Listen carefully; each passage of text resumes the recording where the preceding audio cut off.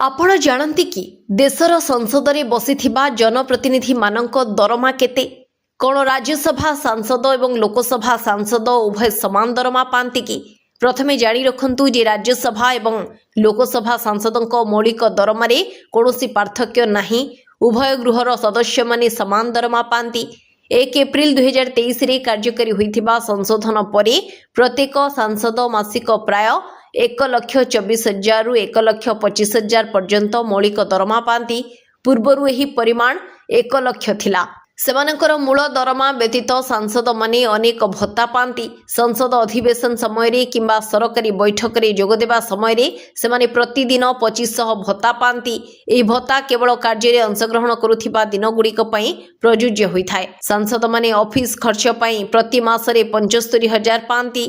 एथिरे कर्मचारी दरमा पई प्राय 50,000 एवं अन्यान्य ऑफिस आवश्यकता पई 25,000 पाई थांती। लोकसभा सांसद माने मध्य सेमानक निर्वाचन मंडली कार्य पई प्रति मासरे प्राय 87,000 मूल्यर एक निर्वाचन मंडली भत्ता पांति। एही परिमाण निर्वाचन मंडली रे जनसंपर्क एवं प्रशासनिक कार्यकलाप पई खर्च करा जाए।